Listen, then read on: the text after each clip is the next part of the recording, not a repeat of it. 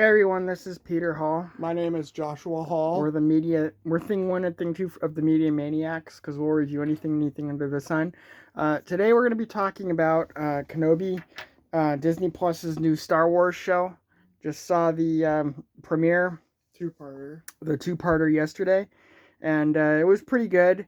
The first episode, there's like a flashback sequence of all the prequel movies. Yeah, all the prequel movies. I guess it's like Obi-Wan was dreaming about like everything that made Anakin Skywalker into Darth Vader, like meeting him growing up, him becoming a Padawan, fighting Dooku, becoming a Sith, etc. So Obi-Wan is meat packing. I don't know exactly what kind of meat he's packing. And I think he's skimming, because like he slices a piece of meat, folds it, and puts it in his shirt. So I think he's stealing from his employer. Yeah. I can't say I blame him though. He looks very hungry. So like the Inquisitors, and they're supposed to be the same ones from like Star Wars Rebels, are going around hunting for Jedi. I don't remember the third sister though. I remember the Grand Inquisitor and I remember the Asian guy with the hat, but I don't remember the third sister. So they're supposed to be the same ones from Star Wars Rebels. They're going around looking for Jedi, and one of the Inquisitors, black lady named Reva, is convinced that Obi-Wan Kenobi is out there somewhere, and the other Inquisitors are convinced that he's dead, and so they're all like reprimanding her for being obsessed with Obi-Wan Kenobi when there are other Jedi to find, and they actually managed to like draw one Jedi out by she throws a knife at like a bar owner, and the Jedi that they're hunting, one of the Jedi, he was a youngling when Revenge of the Sith happened, and so somehow he and a whole bunch of his classmates are able to get out, and so like he shows up 10 years later and he uses the Force to stop a knife from like stabbing somebody in the face, and then like the third sister, this black lady named Reva, tries to kill him, but for some reason the Grand Inquisitor stops her, so she's gonna like slice this guy in half. And the Grand Inquisitor stops her, and so all she does is just like burn his arm a little bit with the lightsaber, which still has to hurt a lot. But he's able to get away at least for the time being. It looked like she almost cut his arm off. Nah, she just sliced it a little bit. And so he runs into Obi-Wan. He recognizes Obi-Wan. He asks him for help. Obi-Wan denies that he's Obi-Wan and tells this guy to like bury his lightsaber, forget he was ever a Jedi, and to live a normal life.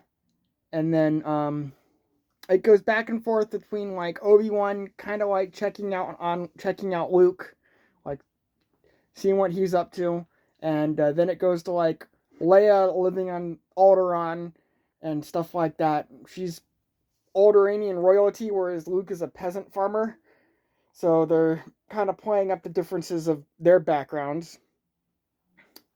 And Luke's uncle Owen goes to Obi-Wan and tells him to stop giving Luke presents and stop watching them. Yeah.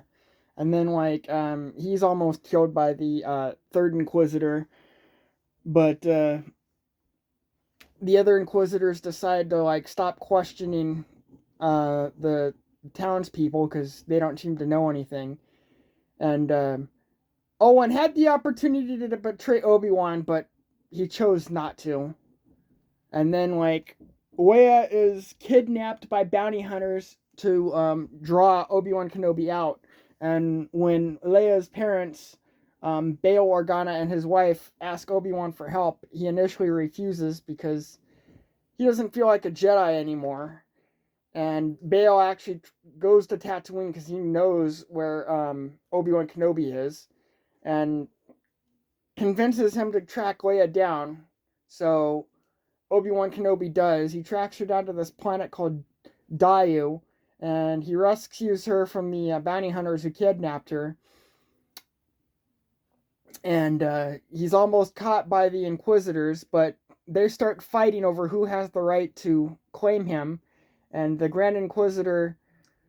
I want to talk about how like Leia runs away from Obi-Wan because she thinks that he's lying to her about being a Jedi. That was so very clumsily handled.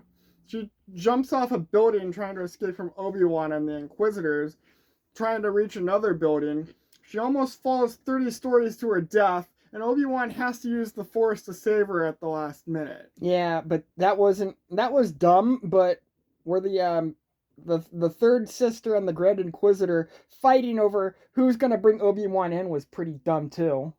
I liked when the third sister stabbed the Grand Inquisitor and says, "Who's in the gutter now?" And Oh then yeah, because he gave her a big speech about how just because she has Force powers, just because she grew up poor, she's always gonna be trash yeah, or whatever. I liked when That was dumb though.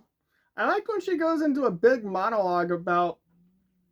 I thought for like a long time nobody knew who like Vader was outside of his suit, but like she goes into like a big monologue and it's actually pretty epic. She's like, "Hey Obi-Wan, I just want to tell you, Lord Vader has hired me personally to like come pick you up for him." And Obi-Wan's at first confused and then she's like, "Oh yes, Obi-Wan, I know who Lord Vader is. He's your old Padawan, Anakin Skywalker. Anakin Skywalker survived Mustafar, and he knows you're still alive, and he has personally dispatched me to come get you so he can kill you himself." And then Obi-Wan starts panicking. He starts Yeah. visibly sweating, and he gets away. She starts throwing rocks at his ship as he's leaving, and she's like, "I'll get you, Obi-Wan, I swear, and you're gonna face Vader's wrath." And then it cuts to like Vader in his bacta tank, and he dramatically opens his eyes, and then you hear his iconic. I mean, seems sick. I like that show, but like fan made content, like I actually like Shards of the Past, the short film by Star Wars History, a lot more than like the Obi-Wan show. Star Wars Theory. Yeah, Star Wars Theory. I want to watch that again. I can't wait for the second part where he faces off against Mace Windu. When are they gonna do that? I don't know. I want to talk about how like everyone from the right on YouTube is just trashing like The Mandalorian, the Book of Boba Fett, and now Obi-Wan because like a bunch of people from the right, a bunch of critics and content a bunch of professional critics and amateur content creators on the right are saying that anything from like Disney and Marvel and Hollywood in general is just woke garbage. And Obi-Wan is not woke. Okay, I think the enmity between the third sister and the Grand Inquisitor has there's a bit of wokeness in that. I think that they were putting in like white supremacist and misogynistic overtones with like his hatred towards her. Although you could argue that he just doesn't like humans and was making a joke about her class. But I really think that they put in like racist and misogynistic overtones with it in his enmity towards her, and I think she had misandristic overtones toward men, not just him. So that element is woke, but other than that, Obi-Wan, the Book of Boba Fett, and the Mandalorian are not woke. And our side just looks bad when we say that they are woke. Yeah, well, Disney is putting a lot of bullshit into content that we like, and they're putting out a lot of stupid shit. Like, there's a lot of gay shows on there now that, Yeah, like, Love Victor I'm and not denying. Sneaker. I'm not denying that there's like Sneakerella. there's not denying that there's like a lot of woke bullshit. But when you insert it into everything, when it's not there, it just makes the right look. It just makes conservatives look bad. Yeah. When you insert it into something that's not there or is there at a minimum. So overall, the Book of Obi-Wan, the beginning was good. and I'm gonna see how it goes, what the other episodes are like. Talk to you guys later.